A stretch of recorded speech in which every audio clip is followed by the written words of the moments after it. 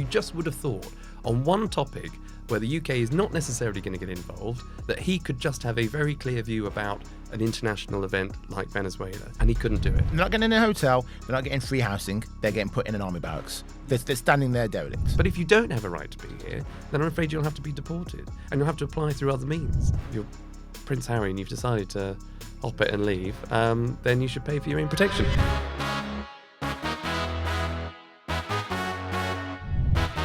Hello and happy new year. Welcome back to the very first Daily Expresso of 2026.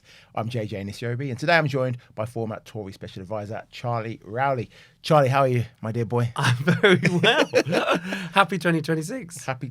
People say that? Happy 2026? Is that a thing? I don't know, but I've just said it. Doesn't really work. We'll go with it. That's not going to catch on. But anyway. Happy New Year. Thank you. That's better. That's better. We'll edit out the stuff said at the beginning and we'll go with that one instead. Let's start with a big one. Venezuela.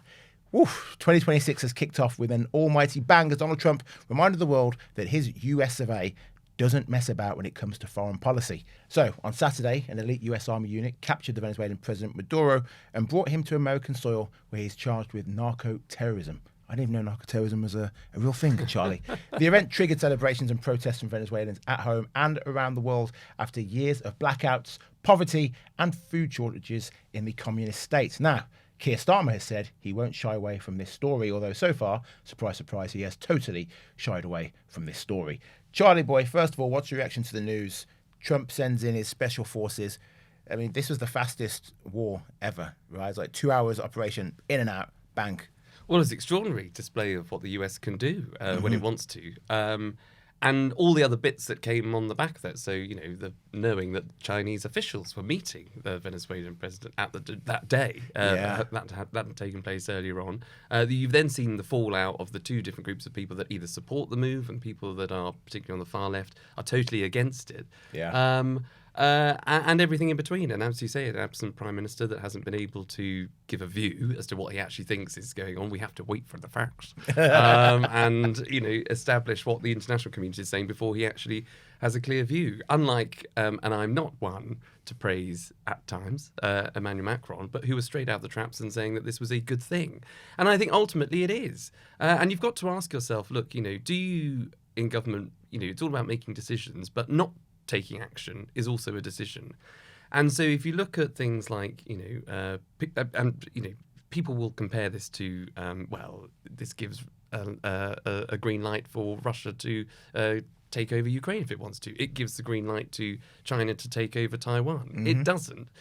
Because when Russia invaded Crimea and annexed Crimea, the West really didn't do anything. Yeah. And that has allowed Putin to come back time and time again. And if you look at Venezuela, this is a guy who shouldn't be in power. They lost the election in 2024. Mm-hmm. 8 million people have left Venezuela, many of whom are now in the US illegally. So that directly impacts the US, that directly impacts Donald Trump, notwithstanding, of course, the gun crime, the drug crime that has taken place, all under the watch of President Maduro, who is part of that, as you say, drugs criminal activity. And then to add fuel to the fire, if I can use that term, because oil very good has become prominent, whereby Maduro is flexing his muscles by trying to do deals with Russia and China, all the while his people are suffering. People in Venezuela are living in abject poverty. The lights go out. Prisoners are taken captive just for being a political opponent. So it is a mess of a country, and that is so sad because Venezuela used to be the most richest country in Latin America. It's now the poorest, and that is all under a decade's worth of Maduro. So if you're Donald Trump, you can either sit there and say, diplomacy, let's see how this goes for another few months, a few weeks, let's try and find a different end or a different means to what we hope is the end of Maduro going, or we take action. He's decided to take action, and I think that will deserve, or should deserve, a lot of praise. But isn't this America being the world police again? Because there's plenty of countries I can show you in Africa where the dictator's in charge, and there's oil-rich countries in Africa, people live in abject poverty. Go to Nigeria, my father's home country, the lights go out, we have blackouts, some of the roads aren't working, some of the hospitals, the infrastructure's not there. Same in Libya. Why doesn't Trump go and do stuff over there then? Well, look, I think it's a great point, and people will say, on the one hand, we kind of still want America to be policing the world, but there'll be lots of people in America, and the idea of America first means that he shouldn't be policing the world. I think the big difference here is that this is on America's doorstep. You know, this is just across from, and you can imagine Donald Trump, as he was in Mar-a-Lago in Florida. You can't quite see Venezuela, but looking across from his, Mar-a-Lago mansion, thinking, right, there's a guy over there that is just welcoming in Russia, China, Iran, where I'm, as the President of the United States, dealing with this problem, this mass migration problem from his country. He's driven it into the ground, actually, and the drugs problem in America. For all of Trump's, bluster, he doesn't drink, he doesn't smoke, he doesn't do drugs. He, I think, is a very Christian right-wing sort of guy in that regard, and so thinks, actually, this guy is causing me a problem. And they've talked about it in the past, and I think they gave Maduro a way out. Maduro refused. And so you test Trump at your peril. What do you think of Starmer's response to all of this? Cowardly, no backbone, as per usual? Disappointing, to say the least. And I think because he's treading a very, very fine line, he's walking a tightrope, because he's always got to balance, it seems to me, his party, the left in particular of his party, many of whom would think that this is an invasion, declaring a war on a sovereign state, sovereign question mark over that word, because, as I say, Maduro lost the election in 2024, that people know that. And so he's waiting to work out what everyone else is saying before he can actually have a view. And you know what? Politics is about having a view. It's about having an opinion. It can be unpopular. The UK is not getting involved in this conflict, as far as I can see, in this situation. So you can have a perfectly clear view, but remove, because you can just argue many people have a different view. But what he's balancing is the idea when you see people who are outside the US Embassy in London, and there was a woman I noticed with a megaphone, she got hold of a megaphone, who looked like she was more, comfortable in Cardiff than Caracas. And there was somebody behind her draped in a Palestinian flag. Someone else behind him, with a placard of, no to racism or whatever. And this is a far left-wing cause of people who, I'm afraid, you can be as anti-Trump as you like. No question. Don't worry about that. But when it comes to the actual freedom and liberty and, moral compass of dealing with a situation like Venezuela, the far left just think it's all process, it's all establishment, it's all elitism, and this is a throwback to the centuries bygone, where actually do you know what I mean? But it's more than that. If the far left actually opened their eyes and said, "Oh look, there are millions of Venezuelans who do not support Donald Trump," and they will be very clear, we are anti-Trump. Some of the things that he's done in America through ICE has affected Latin Americans. But when it comes to removing the dictator of their country that has driven it into the ground, that has made, as I say, 8 million people get up sticks and leave, who want to return. It's a beautiful country. It is it would be a holiday destination. It would be a paradise. It would be a paradise, but it hasn't been under this man, and they have wanted that freedom for so long. So you can criticise Trump for all you want on all his other policies. You might not like the means of getting Maduro out, but Donald Trump is not about the means. He's a businessman. It's about the ends, and as far as he's concerned, he's got that end game. He's got Maduro out, and millions of Venezuelans right across the world are happy. But the only people that aren't happy are the far left political in the West. Yeah, which it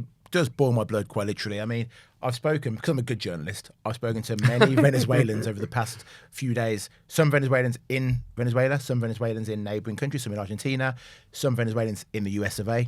I wanted to gauge how they're feeling. Now, I've probably spoken to 20. That's not a huge number, I understand, but it's probably 20 more than some of these protesters I've spoken to. And what they're essentially, one of the things that stood out to me the most is that they were saying it's all good and well, these protesters, who, for the main part, are white people in the streets of London, white people outside the US Embassy, waving their flags and saying Trump shouldn't have done this, blah, blah. The Venezuelans are saying to me, where were these people when Maduro was letting people starve to death in Venezuela?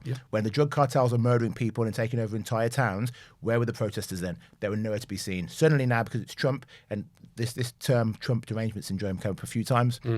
They're saying that they actually a few people blamed CNN, said that the news that they get back home from Western Western world would be CNN would be the main one, and it's all this. They rile up people to think that Trump's this bad dude, but the fact remains, the leftists who are now out there saying we should be keeping a dictator in power while people were dying, they were not out protesting against the dictator previously. Exactly. And that is it. That is the crux of it. Where were the protests when actually in 2024 this guy clung on to power despite millions of people voting in Eddie Gonzalez, and the only reason he was on the ballot was because the Nobel Peace Prize winner, Maria Corina Machado, as a political opponent, the official opposition, was barred from standing because of who? You guessed it. Nicolas Maduro. So, the country has just been a complete basket case in that sense. And so, as I say, people in power, they make decisions. And Donald Trump has decided, I'm not standing for this, I'm going to act. Whether you can agree with it, whether you don't, that's but not acting is also a decision, and not acting and not removing Nicolas Maduro would have allowed greater ties to flourish between him and Russia and China and Iran, adversaries of the US, obviously, when they are right on the border of America. A continued immigration problem would have continued into America. Drugs epidemic, a drugs cartel, a higher crime, all things which Donald Trump came in to say that he was going to stop. So I can understand that he might not want to get involved in other areas of the world, whether it's Africa, whether it's back in the Middle East or elsewhere. But when it's on your doorstep and it affects the President of the United States, this one's going to act. Good. Well, listen, Starmer may have said nothing, but you'll be pleased to know that the RMT have put out a statement. The National Union of Rail, Maritime and Transport Workers, General Secretary Eddie Dempsey said, "We condemn the illegal military attack carried out by the US on Venezuela, which resulted in President Maduro being kidnapped by US Special Forces. Shouldn't this guy just shut up and make sure my train is running on time?" Well, what has Venezuela got to do with him? You're absolutely right. I know he's not responsible for the London Underground necessarily, but I was a little bit delayed this morning because of the train. So welcome to happy 2026. I'll say it again. I'll try and hook that in. But yeah, you're absolutely right. But this is again, the issue of the left. You'll have this guy, leader of the RMT, banging on about international affairs. Got nothing to do with him. Yeah. You'll have constituency MPs who no doubt were rushing back this week to get in an urgent statement to condemn what's happened in the US. Usually the Lib Dems, who seem to be obsessed at the minute with Donald Trump, but aren't focusing on the bread and butter issues of things like the trains, of schools, of hospitals, of our local businesses, of the economy, of social care. These are the things that really matter to people in this country. And you can have an international view, of course you can. I wish the Prime Minister would have one. And what's more disappointing, funny enough, about the Prime Minister is that given all of his international trips that he seems to take, and I watched the interview that he gave on Sunday, and it was thorough. It was a bit frustrating, as always, but he seemed to do a lot of international comparisons. And being an international human rights lawyer, you just would have thought on one topic where the UK is not necessarily going to get involved, that he could just have a very clear view about an international event like Venezuela, and he couldn't do it. And so that just shows the politics that we're in, where we have a rudderless government, a prime minister that doesn't really know what direction he's taking. I mean, talking about turning a corner. I mean, he's turned about 3 corners. He's on a roundabout. He can't go straight. Doesn't know the direction. Do you know what I mean? That's the problem we face. And then but his struggle are people like the RMT, are people on the left of the party that want to continue to tank the Labour government to the left and get on board of every other cause and issue that is apparently, in inverted commas, progressive. When actually it isn't progressive. It's not common sense, and that's what alienates voters, but then drives those voters to extremes or other political parties like Reform and like the Greens. Oh. Listen, before we continue, please do like and subscribe. It helps us, but it also helps you see more of me. Now, moving on. Charlie boy. Yesterday, Starmer promised that he'll still be Prime Minister in 2027. Lord help us. And in the same interview with Lord Kuenssberg, he basically confirmed that he's planning to rip up Brexit. Starmer's plans are to realign with EU rules and to return the UK to the single market. Now, Charlie, is this going to be a total betrayal of the Brexit vote? Yes, I think it would be. The Labour Party is clearly divided about how it gets closer to the EU. So you've had Wes Streeting and you've had David Lammy tout joining the customs union. So that would be the regulation sort of arm of the EU, where we would pay into that club. We'd pay to be part of the customs union.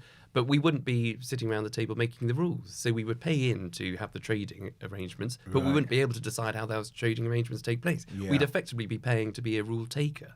So that's an issue, I think, for a lot of people, certainly a lot of businesses. It wouldn't inspire me as a businessman to have confidence in just a group that are dictating the rules. So Keir Starmer's approach is wanting more alignment with the single market. But you can't be part of the single market without the EU's terms and conditions, which is free movement of people. So I just think that even though some will say, well, the vote took place in 2016, that was a long time ago, it was a decade ago. That times have moved on. We didn't actually leave until 2020, I don't think, properly. So because of all the negotiations that took place in and amongst it. And I think if you just sort of the idea that, oh, well, we can just turn back the clock, that we can have free movement of people, when actually one of the biggest issues of today is seemingly the very, very free movement of people that are coming into the country in small boats, where we can't get on top of that. So people don't want that.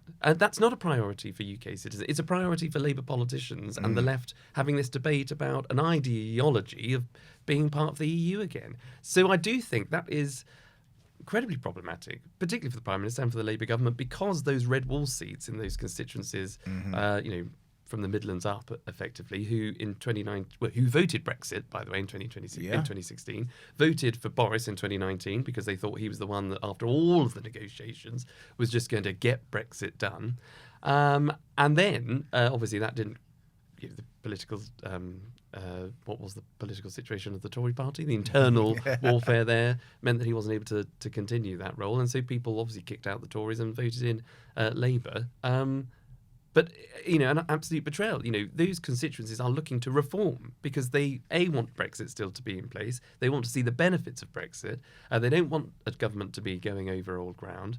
They want a government to be doing the things that those people in those constituencies care about. And they just want the government to get on with the job that it's been voted in for. And so I think it is pointless, frankly, if you are the Prime Minister, to be sort of talking about the EU. You're again, he's doing it, I think, to pander to his own party and members and union leaders, rather than the public, which is not a place a Prime Minister ought to be. If we did end up coming closer to the EU again, I think the writing's on the wall for Labour regardless. Reform in some form, reform are going to be the next government. But then they'll have to spend reform have to spend their first 4 years perhaps reversing. And I'm choosing myself now, but you know what I mean? They're going to have to reverse Brexit to reverse Brexit again. Do you know what I mean? Exactly. It doesn't make any sense. No. And look, there are things where, look, I could be mistaken. And by the way, full disclosure, I voted Remain. I was on the Remain campaign, so I'm not, That's why we don't like you in this building. Why don't you change the locks? But, I could see, obviously, some benefits of staying in. If you've got a seat around the table, then you can take the terms and change things from within. That was the argument that I was... And I didn't want, on the back of just winning an election in 2016, David Cameron winning outright for the Conservatives, having been in a coalition for 5 years, I just didn't want to put anything that might risk that, like an economic downturn, if that was going to happen. But we've moved on from that, and you're absolutely right. But there are things that I can get behind. I'm in favour, for example, of young people maybe having a scheme that they can travel and work and live in Europe. Just as I think some Europeans, we are on the same continent. We haven't cut ourselves off. They can come and study here for a time-limited period, as long as that's enforced and that's agreed. But what I find so frustrating is the idea that we have to be closer to the EU, and it's always our fault. It's always the Brits that got it wrong during Brexit. It was always us that were too tough, maybe in negotiations, or we gave up on businesses, or we gave up on citizens when it came to Trump. No, it's a two-way street, and the idea that we could just be closer to the EU, but not, as I say, be rule takers. The idea that we've got to pay these huge sums of money to partake in these schemes. The idea that we can't just say, you know what, EU, more than happy to work with you. Of course you are. You're a neighbour. We're friends. We're just not part of the same. We're just not in the same political club. So if you want to do trade deals, let's talk about it and let's work out what works for both of us. But the idea that we are the problem, it's the UK that's the problem. It's the UK that talks down UK businesses instead of the government exploiting the opportunities of Brexit. I think that needs to be pursued because there are so many opportunities out there. And I just, from a strategic, point of view, somebody must be able to tap the Prime Minister on the shoulder and say, Prime Minister, you can't keep saying how wonderful we are that we've got a trade deal with the US and India, something that is only achieved by being outside of the EU on the one hand, and then saying we want closer ties with the EU and how terrible it's been since Brexit. Yeah. Two things those both cannot be true. So pick a lane, make a decision, say, right, we're going to do small things that might bring us closer together with the EU if it benefits people, like that EU mobility scheme for younger people, but we're not paying a single penny into it because Europeans, frankly, will benefit from coming to the UK. We're a great country, JJ. Has anyone told you? Has anyone told your listeners how fantastic we are? Of course we are. So it works both ways, and we just need to have. Whether you can like Trump, you can dislike Trump, but you can't fault the guy for his whether it's narcissism or just complete self-confidence in believing in America. And whatever you thought about Boris, at least he sort of believed in Britain, and there was this. Might be over-optimistic, but there was an optimism there. I just feel like we need to get back to having a leader that can actually, talk this country up again and make Britain great again. That kind of stuff. Brings a tear to my eye, Charlie. I'm so proud to be British. Right. It's a new year, but we are still deep in the mire of the same issues. 1,000 residents took to the streets of Crowborough yesterday to protest plans to house hundreds of migrants in the town's former army barracks.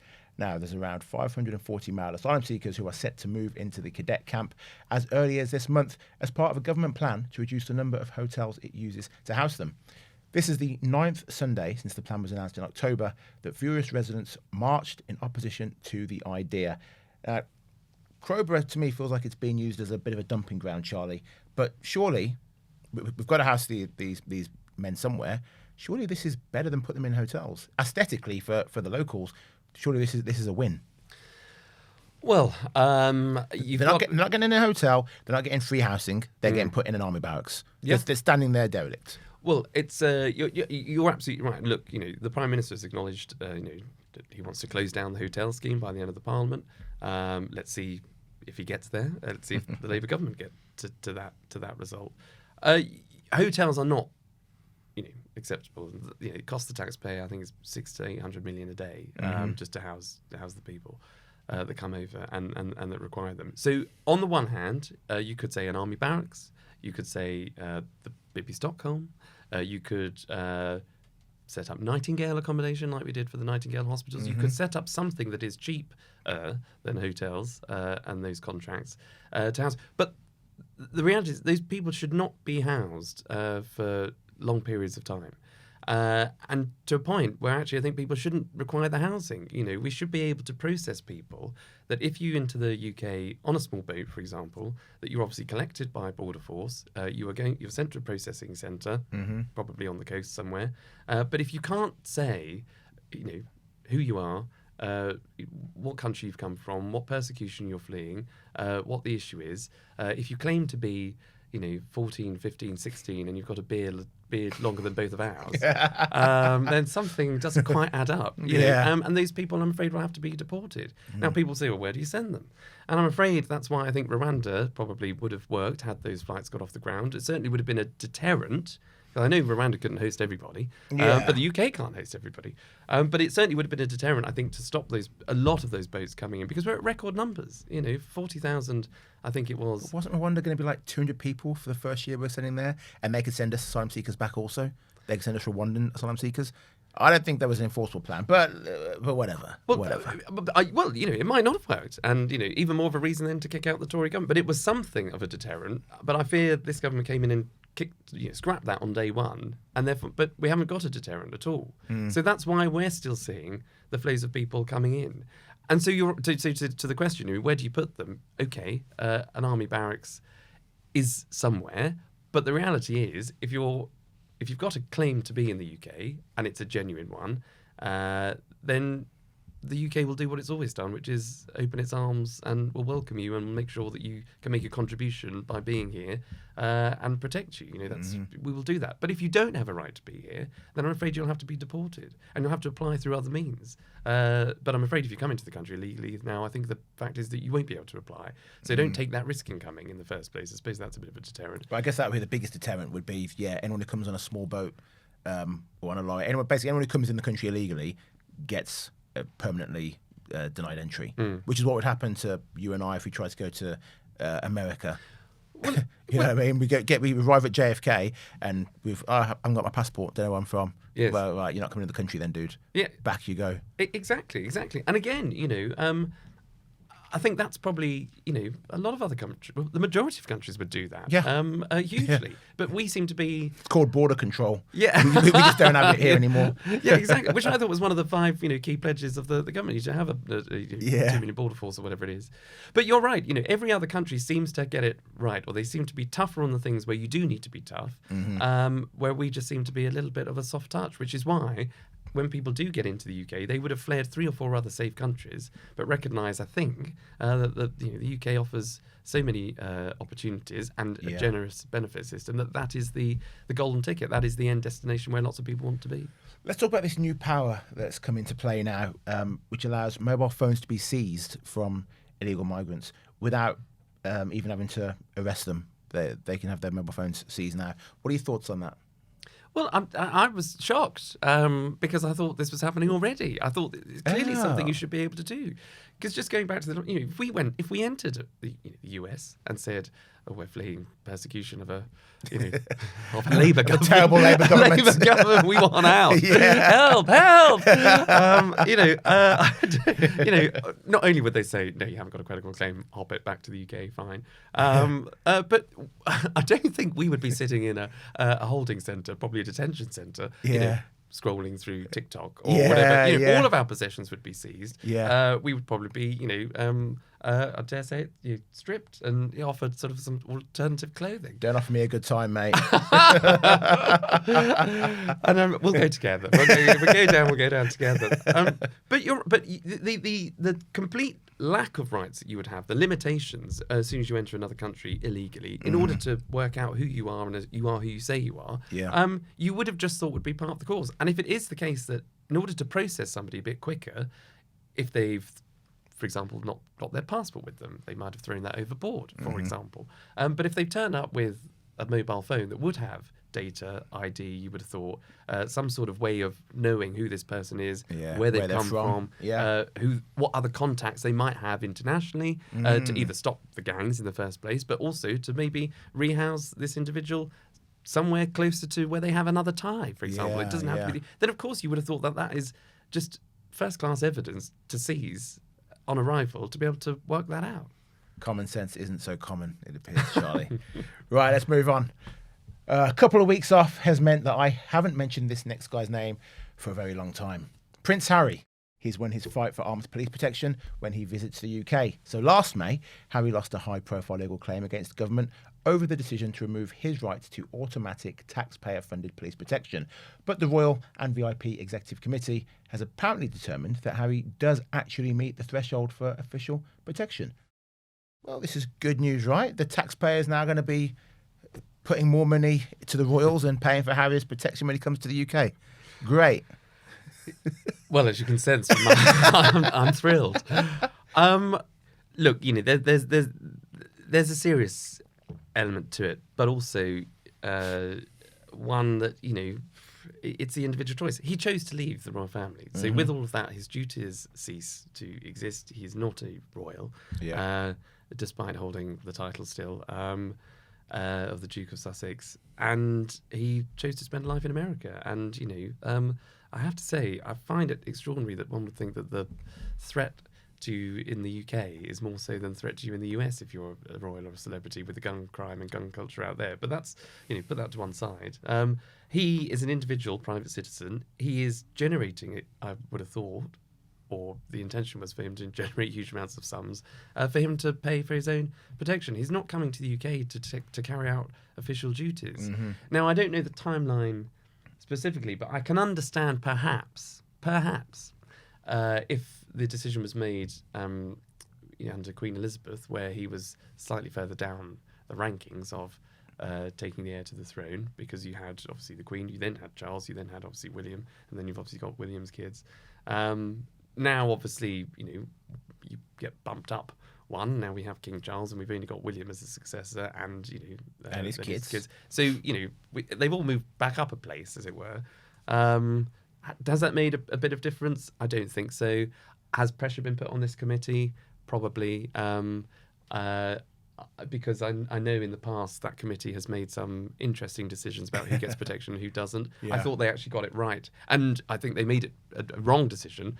I won't go into too much of the detail, but they got it wrong, I think, very clearly once when a cabinet minister that I might have been working for received a number of threats, and they said, no, you don't qualify, to which I think an awful lot of people had to say, excuse me, I think actually the politics and the breadth of the department that we're working in, the policies we're working on, does mean actually you need to take a second look. They did, and they were awarded protection. So I can understand that this committee probably doesn't get it right all the time, but I do think that if you're Prince Harry and you've decided to op it and leave, then you should pay for your own protection. And he can pay for his own protection. That's it. That's the part that gets me. They're estimated to have made over $100 million, him and Meghan. They can afford to pay for their own security. Now, it won't be armed in this country, but it'll still be security of the very highest level. And if there's credible threats to his life, the same way that the Beckhams had credible threats to them, even Katie Price at the peak of her fame would get credible threats and kidnapping plots and that kind of thing. We saw recently with Holly Willoughby last year. The police will inform you and your security team if there's a credible threat and if they think it may go ahead. So when The Rock, who is the world's biggest superstar at the moment, when he comes to the UK for his press tours... Only second to you, JJ. Only second to you. You're too kind, Charlie boy. When The Rock comes here, he pays for his own security. Yeah. And he's a lot more famous and a lot more wanted and targeted than Prince Harry. I just think that because Harry's in such a privileged position, because he has so much money already, this is going to leave a bitter taste in the mouth of many taxpayers in this country. Yeah, money is tight. I mean, the amount that is spent on him is going to be obviously tiny in comparison to the rest of the UK taxpayer and tax. But it is still a question about where is money being deployed? Where is security service personnel? Where is their attention being diverted to when there are genuine threats in the UK? Of course there are. Do they have to take up a weekend work off dealing with some sort of terrorist gang or terrorist plot that might be unfolding to go and stand with Prince Harry as he goes looking for his mates up and down whatever street it was, knocking on doors, to try and find it. It's ridiculous. It just, when you leave, and you can't have it. But that is the look. And I'm not unsympathetic to Prince Harry. I want him to come back. I think he's been through, through the ringer. He's been through the ringer, and he's been, he's been a child. He's had a fight with his brother. He's had a fight with his dad. He's decided to walk away because he, in his view, wanted to protect his wife, and that's fine. But they've created a life out there in America, and that's fine. But you can't then just sort of come back and still straddle both horses and have the best of both worlds when you've said publicly, I don't want anything of it. I'm going to write a book to show how grateful I am to my parents and siblings, which wasn't particularly flattering. And then, but families fall out. So, he would always be welcome back, I'm sure. And the public, I'm sure, would love that if that was going to happen. Maybe not with Meghan, but, that's their relationship. But as it stands, if he wants to come to the UK, of course he can, but you can pay for your own security. Yeah. Well, look, Charlie boy, I know you love saying happy 2026, but let's just hark back for a little bit to a final story from 2025, Christmas time. Oh, yes. Right? Listen to this. In a desperate display of virtue signalling, Lorraine Kelly has apparently left members of her ITV daytime team taken aback by swapping her usual festive gift of £25 vouchers for charity penguin adoptions. Yeah. The gesture, where penguins were adopted through the Falklands Conservation Charity at £29 a pop, was introduced as a charitable alternative to the vouchers crew members were used to receiving. Now, I don't work for Lorraine or ITV, but I'd be pretty annoyed if instead of giving me 25 quid for Amazon or the Co-op, wherever it should buy them for, she gave me a piece of paper that says, I've adopted a penguin for you in the Falklands, and it cost me 29 quid. Well, what are you doing, Lorraine? I'd rather have nothing than have that. Your thoughts?